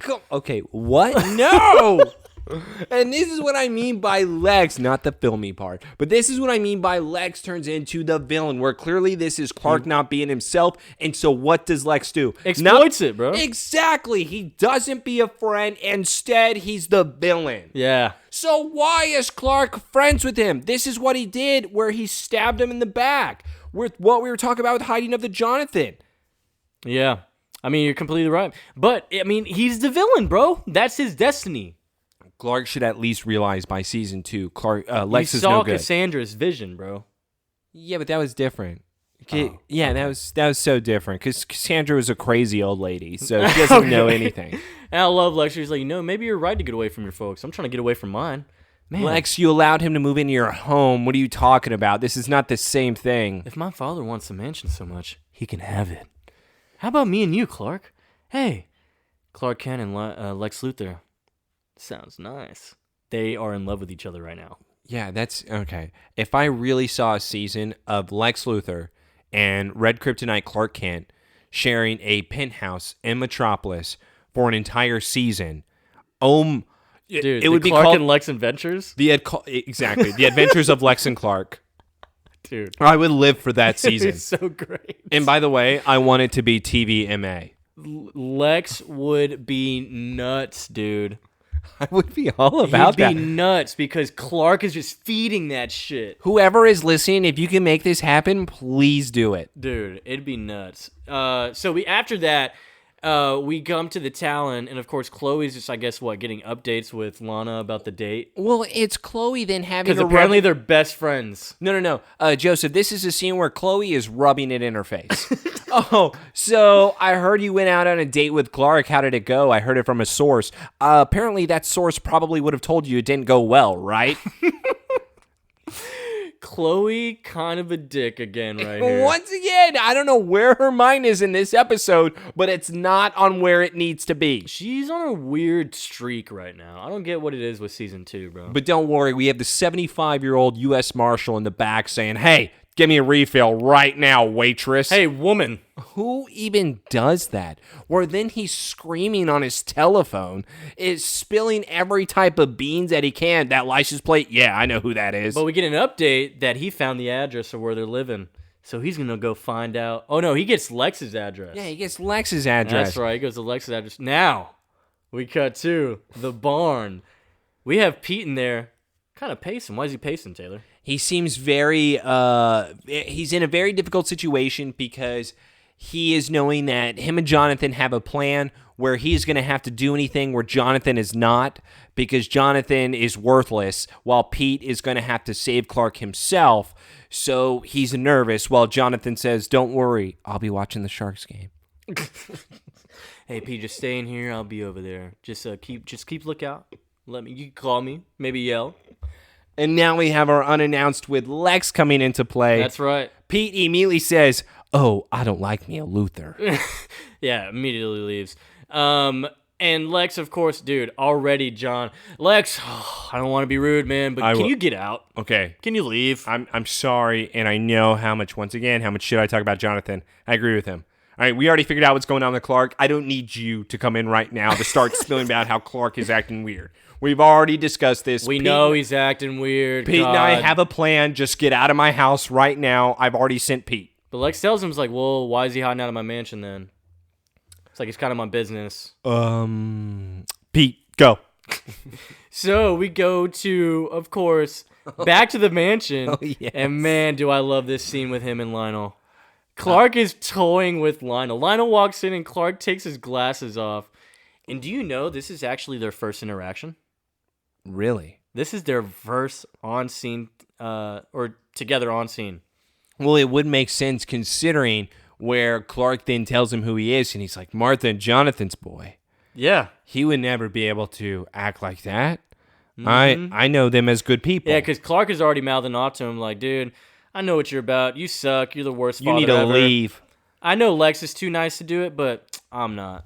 Get out of his house. Yeah. It's time for you to go back to where you came from. I hear they have a spare bedroom. I know they could use the cash at the hotel. Okay, so when it comes to Lionel in this scene, is he blind? Is he blind? Is he blind in this scene? I love that question. It's ominous. No. I love that question. Do you? Because you'll get an answer later. Oh, I know I'm going to get my answer later on, but I'm asking for this scene. Is he blind? I'm asking you. Yeah. Oh, I disagree. He's blind. I don't. He's blind for this day. You know who comes in though? The U.S. Marshal. You know what he starts doing? Flashing a gun, saying, "Guess what, 15-year-old boy? Well, you know what was cool? I got this." You know what was he does the cocking thing again, bro. No, you know what I loved about that though with Lionel? He respected Clark. He's like, you gotta learn a lot to learn about strategy and tactic, but you speak your mind. That's good. That's good. So you're trying to tell me that Lionel respects him for saying, "Listen, you old bitch, get out of this house. Nobody wants to deal with your crippledness and your blindness." Man, I just love when he cocks that gun and Clark's like, he just giggles like, "You think that's gonna hurt me?" He immediately takes it. And he says, immediately takes it. Okay, hold on. Lionel moved. What do you mean? Lionel moved his head. Well, go back. That's what I'm saying. Lionel moved his head in this scene where it's truly the second that Clark grabs the gun, switches it around, the guy says, "How did you do that?" Lionel immediately is confused himself. Boom. What are you talking about? That was just like he doesn't know what's happening in front of him. What the hell? You know why? Because he is able to see. And he is confused on how Clark got there so quickly. That is his reaction to the noises on his left and right What is side. he, Daredevil now? He can't hear that well. Are you shitting me? You can't hear a whoosh? He can't even hear Lex open up the door to his own office while he's reading. Let me just ask you, you did see that Clark was slow walking back in front of him, right? So that means he would have heard steps in front of him. He was like, oh. Like, he wouldn't have looked at both sides. What are you talking about? He's not blind. He's not blind in this scene. He walked on both He's not blind in this sides. scene. I'm standing by this. He's not blind. You're dumb as shit. You're dumb as shit. He's not blind. Scene, he literally sped run to grab the gun and walked back in front of Lionel. So meaning he heard Clark come from this side to this side, but yet he knew Clark was on this side from the get-go. Hey, Joseph, the audience doesn't want you to lose another dinner bet right now. Dude, so why don't you keep it down over there? You are dumb. Clark immediately grabs the gun and starts shooting his hand. Starts shooting his hand. You have no idea what I can do. And Lionel, what's going on? Who's shooting? He's faking it right now because he can see. He is not faking. He even says, "I'll call security." He is faking because at this point right now. Nope. If he was not blind, he would make it obvious. All I'm saying is, you just saw the bullets being dropping on the floor. Let's stay by that real quick here. Where Lionel says, "I'm going to go get security," Clark immediately pushes the pull tape on the U.S. Marshal as he tries to run away and says, "You know what? What are you even doing here?" The U.S. Marshal then spills the beans saying, about the Brooks family, Jesse and her papa. They stole some files and on some discs. They stole disc, bro. And you know what? They weren't just any discs, but they were 3.5 floppy A discs. It's like, dude, we can make $1 million. You want to get it? Come on, let's team up. You know what? That's a great idea. I'm going to do this by myself. Forehead hit. Yeah, dude. There goes that guy. Let me tell you something here, though. So, after that's done, obviously Clark would speed run to Jesse's house, right? No. You wouldn't speed run to Jesse's house. Why would he not speed run over there? Because you got to take the Ferrari. No, he doesn't have the Ferrari here. What does he have in the scene? Why would he have the Ferrari? Because he has to obviously steal it because he still wants to look cool with the red kryptonite. So he immediately sees Jesse. He's like, "Oh, I thought you forgot about me. I thought we were going to go, we're going to leave, blah, blah, blah." He's like, "Yeah, we were about to, but then I found out your dad got some discs, and I want them discs." We talked about being able to escape together, but guess what? Now I just want to do this on my own. That's right. I'm going to go to Metropolis. I already made my money. Who needs you? And also, why wouldn't he actually recruit her? Why wouldn't he say we could run off into the sunset together, just like what we spoke about? Bro, I'm already tired of her. It's been one episode. Why would I want her for forever? So you're saying that Clark got tired of her already? Yeah. He would have been asking somebody. If it was Lana, it'd be forever, dude. Red kryptonite or not. No, that's not true. Because he chose Jess over Lana. Yeah. He chose what his penis wanted. No, he didn't. He just chose Jess over Lana because he doesn't even care about Lana. He just cares about what's going to be the easiest piece that he could grab. And by the way, I don't think you know, dude. That's why with Lana in this episode, he keeps trying to hit on her because he knows that she has a crush on him. So he's using that against her because this isn't Probably Clark Kent. Oh, yeah, I thought you said I didn't know what I'm talking about. Dude, don't be so sassy about it. Don't you even talk about sassiness, Mr. Sassy Pants. Bro, calm down, dude. I'm right. Lionel's not blind. He's blind in this episode, Taylor. It's confirmed, bro. Make a poll. Oh, my God. You make a poll. I don't know how to make a poll. It's your job now, bro. All right, you know what? We are getting back to now with Clark. Okay, this is a very evil scene because he's just acting like a kingpin where he's about to rough her up unless she shows him where those 3.5 floppy A discs are. I want to ask you something, though, because if he sped run over here, how is this dude there already? Well, he was knocked out. Yeah. So, apparently, how is he there already when he showed up? He didn't hit him hard enough, and the other side of it is, like what I mentioned, he had to have drove the Ferrari, right? Or maybe he stopped at a strip club. I don't know, man. It's the dumbest reasons you can come up with. Well, Red Kryptonite Clark would have been distracted. Yeah. But, so, Mr. Brooks, the father, ends up killing the U.S. Marshal or whatever. Or Poser, U.S. Marshal Poser. Well, he knows Clark's secret. He's dead. Yeah, that's true. He has to die now. He does have to die. And so, very convenient, he's dead now. And now Clark is asking the dad, I need those discs, bro. Where are they? The ceiling? In here? Bro, he just starts breaking shit. And wouldn't he have x-ray vision to be able to look around the house to be able to find where they are? Instead, he just wants to break a TV and throw it at the dad. TV at the dad. What is this going to solve, Clark? Doug, he goes up to him and he's like, hey, man, let's just, Save yourself a world of pain. Oh. By the way, I'm all about Clark then because he doesn't want to tell him where the discs are. Clark, kill him. We have to prove a point. We have to do this. Why do we need to kill him, Taylor? You know why? This is why you're the villain, bro. We have to send a message together. This is what we have to do. Do you want to be the villain? Do you want to be able to cross those lines? You know what? We need to push it. It's not about money. It's about sending a message. That's all this is. So, of course, he goes to the cornfield outside because he comes to find out Jessie is the one with the disc, and she has him in her bag. She keeps him on her at all times, apparently. Hey, did you know that Pete and Jonathan also have powers, too? Yeah, they can show up randomly at the house and know that Clark's there, even in the first place, and also knows he's in the cornfield, too. I was going to say, they showed up at the house. No, they were walking through the cornfield as if they already were going through a maze. Oh, dude.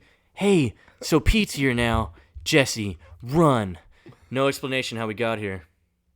None whatsoever, because it must be a very common cornfield, or she probably lives at such a well-known, like, rundown house that everyone's like, that's where the new people are located. We need to go there. Now, would you agree with me here that the last 8 minutes of this episode is pure garbage?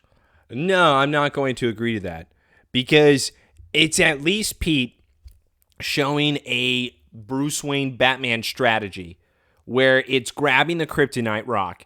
And now it's weakening Superman to, guess what? Break the ring. Put him in his place. And so because you're now weakening the man, with Jonathan having the sledgehammer, it looks a little bit more strategic because he understands that Clark is going to have to be able to defend himself now that he is weak. Clark being the hitting of the hand, like forehead with the fist, whatever you call it, whatever. He is obviously going to throw up his hand, where then that allows the sledgehammer to break the ring, making Clark become normal. This is the dumbest way to break it. Yeah, I know. I'm trying here, man. I am. Way to break it. Good God, am I? You're telling me right now, as weak as he is, and he's been shown to be, you can't just remove the ring off his hand with your hands? We have to get a whole-ass sledgehammer and hope he is punching me at the same time in order to break it. I think I would have actually loved if Jonathan somehow really did have a kryptonite belt and just threw it like on the ground, like it was some type of whip, and was like, we're gonna go together. Grab your ankles, boy. Grab your ankles right now. Clark, only one of us is getting out of here alive.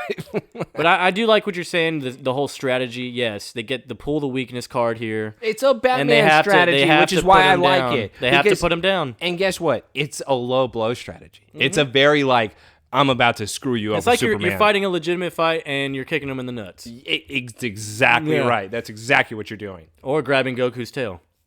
Ooh, I love that. Yes, but sometimes the Saiyans can make themselves stronger so that the tail does not affect them. Oh, yeah, but I'm talking about early Dragon Ball, you know what I mean? I got you. When he falls asleep, right? No, I agree overall. I understand what you're saying. So, of course, we go back to the mansion after that fiasco in the cornfield. And, of course, Lex is giving his father his favorite, what is it? It's some type of scotch from 1963, where they immediately believed that the only thing they had in common was their taste in scotch. What, Lex is, 23 now? No, you'd only be at most 22. Okay, so he's 22, that's right, 22, 23, right? 22. So they thought... At most, I just said. No, you know what? See, there's a lot of attitude coming from you right now. There's so much attitude coming from you this episode. You need to calm down. Settle those tits. All right, so when it comes to then Lex looking at Lionel, how is he 22 years old and that the only thing they had in common was scotch? Yeah, he's been drinking since 13. Since he was in the womb. Bar mitzvah. Remember that time that you opened that bottle of my bar mitzvah, Dad? And let me tell you something here, bro. Lex just pulls the move, stop acting like a little bitch, Dad. Sorry you're blind, can't see like all of us. But you know what? Stop using that excuse and just go fuck off in the spare bedroom or something. We're done with the pity party, acting like a child. Like, oh my God. Finally, Lex is not bending over at his desk. Instead, he is sitting at his desk with the feet propped up, which is where he should be. That's right. And they actually reformat this whole office like it's different. But also, a fun little fact here with Lionel saying, of course, so the son becomes the father. Spoken by Jor-El in the original 78 Superman movie. I love that. That's nice. That's very sweet. Yeah, dude. And so in a way, and by the way, that's also why I say, all right, so I'm going to have to pause here real quick. So with that, though, with their type of relationship and him even mentioning Clark Kent, do you think that this is now building their bond even more? Not because it's Lex then once again showing that he's separate and becoming his own man, but because Lionel now has shown, guess what, Lex? This Hamilton says he has a ship. Guess what, Lex? Clark Kent is a very interesting individual. It's now, we're so early in this season where we're getting so many type of hints towards this, and where Lex has to be more interested in what his father is saying, because it's finally what he wants to hear, because it's a topic he likes. And it's also, the thing is, if it's intriguing my dad, then it has to be important. Because all he's ever known is to be like his dad. He's only ever known his dad, you know what I mean? Dude, I'm completely with you there. And also, you're completely with me that Lionel had to be able to see and not be blind because he's holding in the bullets in his hand. He's holding the bullets in his hand. How would he get those bullets in his hand? Who picked up those bullets? He walks around, I guarantee. He just said he was running to get security in that scene. We're then in the scene with Lex at the end here. He is rubbing all 4 bullet cases that Clark shot in his hand, and he's saying, Clark is very interesting, Lex. How would he get those casings? Bro, look. He Security walks guard around picked him up and said, here you go. Yeah, it's like, hey, the bullet casing's here. He obviously heard shots going. Maybe he was searching for him, bro. Maybe looking around. Yeah, because he saw. Not blind. And by the way, how else would he be able to find security? You can't find security if you're blind. I'm going to try to find security. So we come to normal Kent House, where Clark is finally back to normal, not wearing any black or, dark clothing as Kal-El. And Jonathan then shows why he's the worst father of all time. Yeah, he's like, so my son hates me, so I hate him. This is where I hate my son just as much as he hates me. Clark is completely confused and probably not aware of how he was. And by the way, it was probably really scary where I just imagine him being trapped in his own body, not being able to make his own decisions. Where he is then telling his parents, I'm sorry about everything that occurred. I just don't know what was happening. Jonathan, those feelings came from somewhere, Clark. I know that's how you really feel. What the hell, dude? But, well, the thing is, though, Clark does say, sometimes. But, so some of it is true. John is being very headstrong on the idea. Dickish. Yeah, yes. 100% like, no, you hate us, Clark, shut up. Shut up. You're a horrible son. Why do you hate us? And by the way, I guess we're even for me wanting to drop you off, right? So, and it's cool that what he points out, too. He's like, when I was on that red kryptonite, man, I just wanted to do bad things and tell everyone everything. I want to tell the world. I want to tell the Lex, world. Lana, Jesse. I wanted to tell everybody who I was and what I can do. Dude, I'm with Sean from Cool episode, man. Your mom's hot. Martha, once again, being the supportive mother that she is, saying that there's always going to be a right time for things, and eventually you will be able to show yourself. You love this shit? Because I hate it. I love this shit because I do want to pause here, and this is my last pause. Or actually, no, I'm going to let this play because this is my last thing. I feel so horrible for Clark in this episode. Dude, he feels so bad. I could never, ever That's why I hate imagine Joseph, he can't dig himself out of this. No, he can't. I immediately went through every type of way that Clark could have an excuse. There's nothing I can come up with. He is screwed forever. He is never going to be able to win her. This is a taint on the relationship. This, I put in my here, the worst thing. This is, their relationship's done. Dude. No way in hell he stands a chance. No way in hell they can be together. He can't explain anything. Like, how would you explain that? You can't. You can't say you want me, and you can't say that wasn't you, but then you say I was acting there. You just can't have it both ways. You can't have your cake and eat it too. Yeah. And she even says that too. It hurts me because she's right. And unless he were to tell her everything, there is no way to be able to describe to her something that happened. My only issue is that it's kind of the same thing where he should have made up something. There was that Nicodemus flower that came up. Remember where you had that and then you blacked out and couldn't remember? He should have been able to make that excuse. The problem is, since he wasn't in the hospital from overheating and almost dying, he can't. Dude, it's just so awkward. How awkward would you feel? Oh, I'm embarrassed. Because the thing is, I'm embarrassed. He remembers all of it. Yes. And that's what sucks. And by the way, that kiss was so good. And was that official? Would you call that their first official kiss? No, he's under the influence. He is under some type of influence. He's under the influence. He's not sober. You know, this was a season high on viewership when it aired. Yeah, this should be. 18 million viewers, bro. Yeah, this is the fantastic episode. You and I argued over this episode. Taylor, of course, always being proved right. But in the end, this episode is top 3 already. Oh, it's so good. I don't even know what's next. I don't even want to know because I'm sure it's not going to be as good. Okay, you don't even want to know what's next because we're about to go back in time. We're going to go back in time, baby. We're going to go to the 1800s. Nocturne. You know what I can't wait for? Ugh. Going backwards in time. No. Why? Why'd you have to remind me of that, bro? Because it's a beautiful love story. We need some Little Caesars in here, bro. No, we're not getting that yet. Because first of all, I need to keep getting red. Oh. Dude, what a great episode. I'm going to give that a damn 9.5 out of 10. So for me, that has to be... Not 9. I'm going to put 9. I'm going to put 10 out of 10. Wow. I have to. It's too good. It gives me everything that I want. It gives me the moments where I can't even make an excuse for them to be able to... Like, I can't call Lana dumb. I can't call Pete dumb. I can't call Clark dumb. I can't call any of the characters really dumb. Chloe didn't exist. Jonathan was just his asshole self. Lex was kind of dumb. But U.S. Marshal? The U.S. Marshal was just a throwaway character. So I'm not like, that's what I mean. There wasn't a lot of dumb things. Instead, this was awkward. This was like an Office episode for me where I feel uncomfortable watching it because I'm like, please stop. Please tell me this is all a dream. Please tell me that everybody forgets. But nobody does. And now this is going to live forever. I don't know what's going to happen between him and Lana. I'm devastated. Dude, it's bad. It has to be. Yeah, but it's a nice season because you'll see them, kind of redevelop that relationship. Do it. No, we won't get that for a little while. I don't want to watch anymore. We're done. Shut the episode down. So, it's come to a really unfortunate end on Red. It was a great episode, and we won't ever have it ever again. I know, this is one of those things where you have to treasure it. And that's why it's one of the long episodes. So if you're still listening, you better be. Dude.